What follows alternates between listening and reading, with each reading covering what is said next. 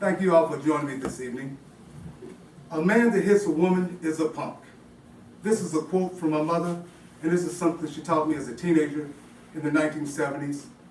It is true today as it was when she said it back then. Violence against women in the forms of battery and sexual assaults have been increasing in the headlines in the news in recent years because of high-profile incidents involving professional athletes and entertainers. But this is a daily occurrence that affects millions of women whose stories are not televised. This is important information that needs to be addressed, discussed, and for the benefit of our society, this problem needs to be eradicated. Entertainer Chris Brown made every man and most every woman in the world hate him when pictures of his abuse against the beautiful singer Rihanna were released. According to my mother, Chris Brown allowed his anger and lack of emotional control to turn him into a punk. He paid for his actions with jail time, court-ordered counseling, and a loss of respect from his adoring public and entertainment peers. Everyone was shocked when the video of a man dragging an unconscious woman from the elevator was broadcast on the evening news.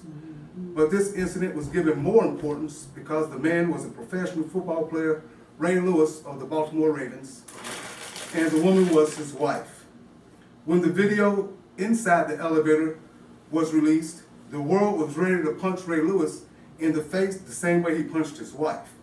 But she understood that she provoked the incident and she has remained by his side. Provocation or not, there is no excuse for the actions of Ray Lewis, Chris Brown, or any other man that raises their hands in violence against women. What about women who are in low-profile relationships? 1 in 3 women experience physical or sexual violence, mostly by an intimate partner. Everyone in every family knows a woman who has been abused physically, emotionally, and or sexually, but do not know how to help or are afraid to intervene because of the personal nature of relationships or because of the fear of retaliation. It's time to stop being afraid and act. It's estimated that 35% of women worldwide have experienced either physical and or sexual intimate partner violence or sexual violence by a non-partner at some point in their lives, and 70% of all women have suffered this negative experience at some point in their lifetime. These abused women are twice as likely to have an abortion, experience depression, and 1.5 times more likely to acquire HIV. Excellent parenting, counseling, laws, increased self-respect can help end the scourge of domestic violence worldwide. Our modern world has been addressing this serious social problem and have opened avenues of support such as the 1993 Violence Against Women's Act, the VAWA, the Family Violence Prevention and Services Act, and the 2003 Violence Against Women Act reauthorization, signed into law by President Barack Obama. The VAWA was the first major law to help government agencies and victims advocates work together to fight domestic violence. These laws are for the violence prevention programs in communities, protection of victims who are evicted from their homes because of events related to domestic violence or stalking, the needs of immigrant women of different races and ethnicities, legal aid and services for teens and children. Try not to laugh or cheer, ladies, but some men are victims of domestic violence as well. In the article, Help for Battered Men, stop laughing please, it states that more than 830,000 men fall victim to domestic violence every year, which means every 37.8 seconds, a man somewhere in America is battered. I guess we can say that women have had enough of being the victims and have learned from their abuse instructors, men, but women have taken domestic abuse tactics to a whole new level. Withholding approval or affection as punishment is only the beginning.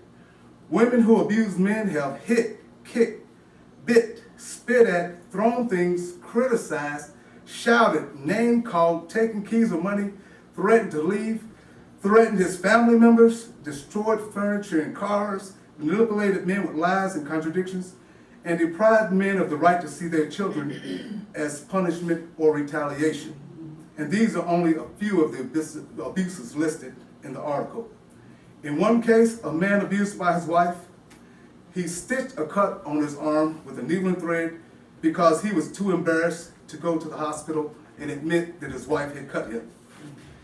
To visualize a 300-pound man ducking and running for cover from a 120-pound woman is hilarious, but it's not a joke. The reality is domestic violence is wrong, whether it's committed by men or women.